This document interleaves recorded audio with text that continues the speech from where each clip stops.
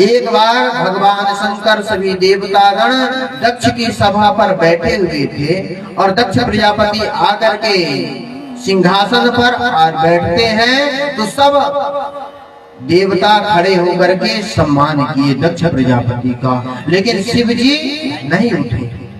दक्ष प्रजापति सब तरफ चारों तरफ नजर घुमा करके देखे, बताओ सब मेरा सम्मान कर रहे हैं, लेकिन ये शिव सम्मान नहीं कर रहा। दक्ष प्रजापति वहां ही वह खोटे खोटे वचन कहने लगा भगवान शिव को कि अरे ज्ञानियों की सभा में मूर्ख तो आना शोभायमान नहीं होता है, यहाँ मूर्ख शोभा नहीं देते हैं। श्रूयताम ब्रह्मर्षयो में सहदेवा साग्रया साधूनां ब्रुवतोत्तम ना ज्ञानान् नमस्सरात्।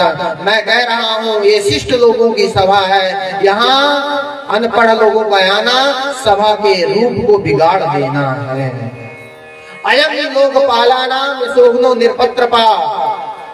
मैं राजा हूँ, मैं सभी दिशाओं को जीत करके रखा हूँ, सभी देवताओं को जीत करके रखा हूँ। और बताओ ये भगोड़ा जिसके पास वस्त्र भी नहीं है पहनने के लिए, ये मेरा तिरस्कार कर रहा है, इसे तो सभा में आना ही नहीं चाहिए।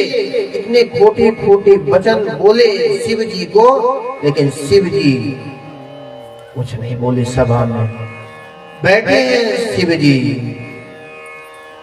देखिए जब अभिमान आता है तो आंखों में कुछ दिखाई नहीं देता है।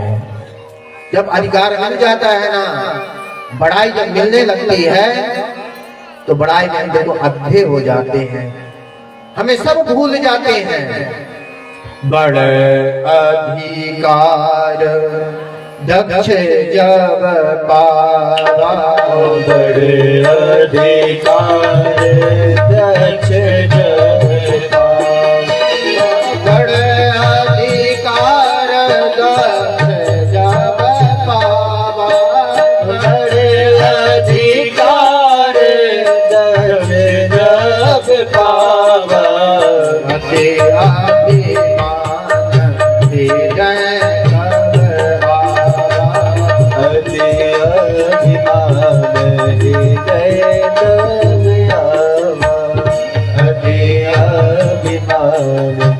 हृदय तब आवा, हृदय तब आवा, हृदय तब आवा।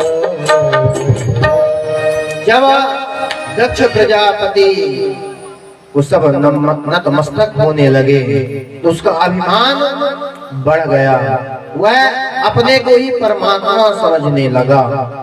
अभिमानी होकर के मदमस्त होकर के चलता है, मेरे से बढ़कर के संसार में कोई नहीं है।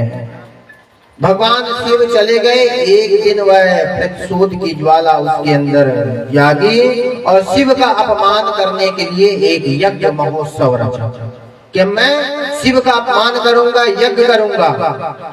इसमें शिव को उस भगोड़े को पता चलेगा कि मुझे निमंत्रण नहीं दिया गया है, उसे समझ में आ जाएगा कि अरे मेरे से अपराध हुआ। सभी को निमंत्रण भेजे दक्ष प्रजापति, सभी देवताओं को, सभी ऋषि महर्षियों को, लेकिन शिव जी को निमंत्रण नहीं भेजे। माता सती जाती हैं शिव जी के लिए पुष्प आदि लेने के लिए, पूजन करने के लिए सब जा रहे हैं। विमान में बैठ करके देवांगनाओं ने देखा, अरे यहाँ तो सती अकेले ही घूम रही हैं, इसे सबसे पहले जाना चाहिए। पिता के यहाँ उत्सव है, कार्यक्रम है, पुत्री तो सबसे पहले जाती है। कहते अरे सती आप अभी यहाँ घूम रही हो, पिताजी के यहाँ नहीं गए हो, तुम्हारे पिताजी के यहाँ यह हो रहा है, आपको पता नहीं है? मुझे मुझे पता है, लेकिन मैं पति देव के साथ आऊंगी। पति देव अभी पूजन पाठ में लगे हुए हैं, उनकी पूजा पाठ समाप्त हो जाए, जो क्रिया करते हैं नित्य नैमित्तिक कर्म है, नित्य नैमित्तिक कर्म करने के बाद मैं आती हूँ भोलेनाथ के साथ। ठीक है, सब जाती हैं। अब सती जी गई, भगवान शंकर बैठे हुए थे।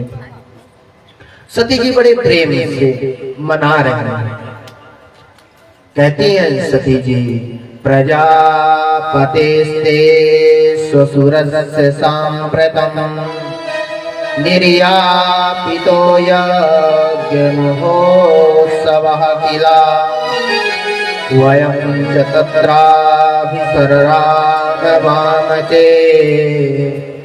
यज्ञर्पिता मे विबुधा व्रजन्ति। बड़े प्रेम से पतिदेव को आज मना करके उनको प्रसन्न करना चाहती है। जब मैयाओं को अपना काम बनाना होता है तो पतिदेव से बड़े प्रेम से बात करती हैं, बड़े प्रेम से कहती है आपको नहीं पता है? बोले ना क्या देवी? बोले आप जानते हैं ना आपके जो ससुर साहब हैं मेरे पिता यज्ञ कर रहे हैं, इसलिए मैं पिता के बदले आपको यदि समाचार नहीं मालूम है मैं समाचार आपको दे रही हूँ। पिताजी यज्ञ कर रहे हैं इसलिए कृपा करिए, चलिए चलते हैं। क्योंकि जब कार्य ज्यादा होता है तो भूल गए होंगे निमंत्रण देने के लिए। अरे कोई उत्सव हो, कोई शुभ कार्य हो तो बिना बुलाए जाना चाहिए। मैं आमंत्रण का विचार नहीं करना चाहिए कि आमंत्रण आया है कि नहीं आया है।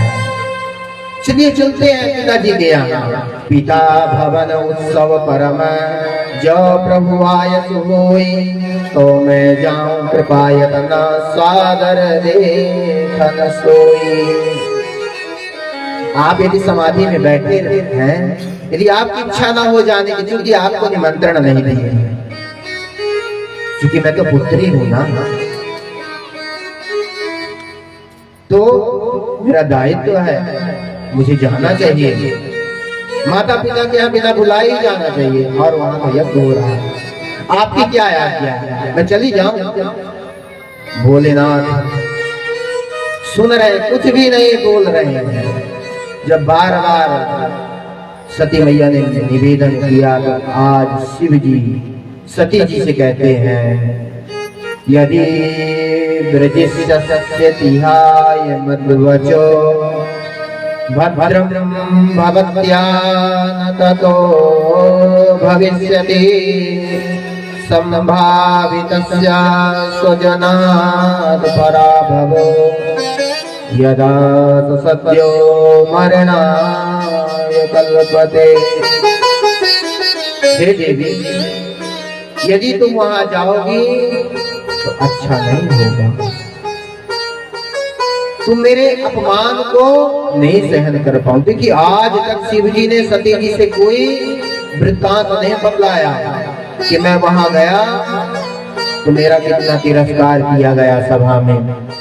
आज शिव जी जब बार बार निवेदन कर रहे हैं सती मैया, तो आज शिव जी बोल रहे हैं मेरे तुम अपमान को सहन नहीं कर पाओगी। और यदि तुम्हारा जाना अच्छा है तो जाओ, अरे यदि मेरी बात नहीं मानोगी तो वही तुम्हारा मृत्यु का कारण बन जाएगा, तुम्हारा जाना ही। अब तुम विचार कर लो तुम्हें क्या करना है, जाना चाहिए या नहीं जाना चाहिए, स्वयं विचार कर लो। लेकिन सती जी से नहीं रहा जाना।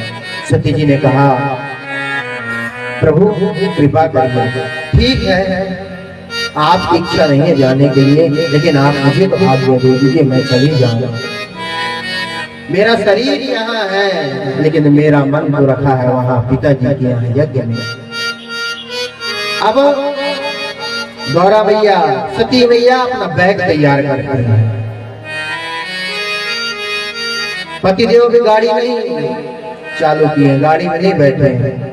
अब यहाँ गौरा मैया अपना बैग सजाने लगे सती मैया जाने के लिए। बैग तैयार करके आई सती जी, कहने लगे प्रभु आप क्या कहते हैं बताइए, अब तो मेरी तैयारी हो गई है, चली जाओ। सती जी कहते हैं कि चली जाऊं चली जाऊं चली जाऊं, बार बार चली जाऊं। शिव जी आंख बंद कर लेते हैं, आंख भी नहीं खोलते। अरे कुछ तो बोलिए। जब आंख नहीं खोले शिव जी तो सती जी उठाई अपना बैग और कुछ दूर तक चली गई। फिर पूछे मुड़ करके देखती हैं प्रभु देख रहे हैं या नहीं देख रहे हैं। देखूं तो अरे यदि चली जाऊंगी बिना आज्ञा के बिना आदेश के तो फिर लौट करके तो यहीं आना है। रहना तो पति के साथ में ही है, इसलिए बिना इनके आज्ञा के कोई कार्य नहीं करना चाहिए। अरे अब तो मैं लौट करके आ गई, बताइए क्या करूं, चली जाऊं या नहीं जाऊं? पुनः कुछ दूर तक, अब इस बार तो मैं लौटने वाली नहीं हूं। चली जाती है सती मैया। अब भगवान आंख खोल करके देखते हैं कि ये सही बात जा रही है कि ऐसे केवल क्रिया चरित्र कर रही है। जाकर के सती मैया कुछ दूर पेड़ के तले छिप गई। जब दिखाई नहीं दी तो भगवान शिव नंदी को भेजते हैं, जाओ सती को लेकर के, क्योंकि ये मानने वाली नहीं है, यही कारण बनने वाला है। नंदी जी लेकर के जाते हैं दक्ष प्रजापति के यहाँ। तो वहां जब सती मैया गई तो क्या कहती है? सादर भले मिली एक माता,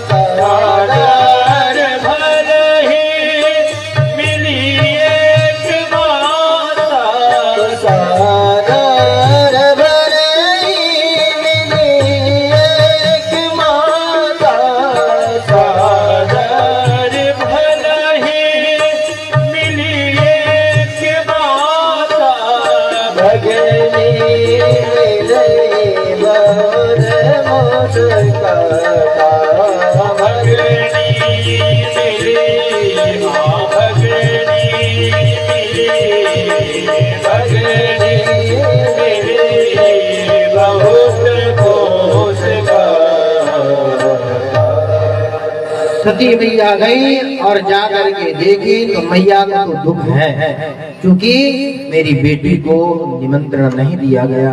मैया की आंखों से अश्रु बह रहे हैं, अपने हृदय से लगाई। लेकिन यहाँ जो बहनों ने देखा तो बहनों ने कहा, अरे आ गई सती, अरे भोलेनाथ नहीं आए क्या?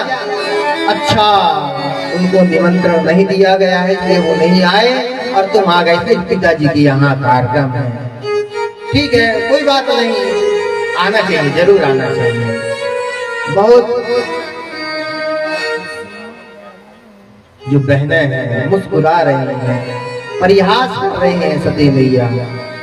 सती मैया यहाँ सबसे मिल करके जाती हैं यज्ञशाला की ओर, और यज्ञशाला की ओर गई जब तो वहां जाकर के देखी, अरे यहाँ तो शिव जी का स्थान कहीं भी नहीं है। सब जो भी भृगु थे, भृगु अपनी दाढ़ी हिला हिला करके हंस रहे थे। त्वष्टा जो थे, त्वष्टा भी कह रहे थे, बताओ कहाँ से आ गई, यहाँ तो इसके पति का कोई स्थान नहीं है। सब तिरस्कार कर रहे हैं वहां यज्ञशाला में। सती को बड़ा क्रोध हुआ, बड़ा मन में क्षोभ हुआ, बड़ा कष्ट हुआ कि बताओ मेरे पति का अपमान, मैं शिव का अपमान नहीं सह सकती। भागो भवान्या निधनम प्रजापते रसकृताया अवगम नारदात् स्वपार्षदैते न च तद्वभुवि विद्रावितं क्रोधमपारमागदे। सती जी ने कहा कि अरे अब मैं दाक्षायणी कहलाने लायक ही नहीं, क्योंकि पति से बढ़कर के पिता नहीं है। लोग मुझे कहेंगे दाक्षायणी, इसलिए मुझे इस शरीर का परित्याग कर देना चाहिए, क्योंकि पिता का अंश इस शरीर में। क्रोध अग्नि को वहीं प्रकट करती हैं और सती मैया अपने शरीर को वहीं जला करके भस्म कर दी।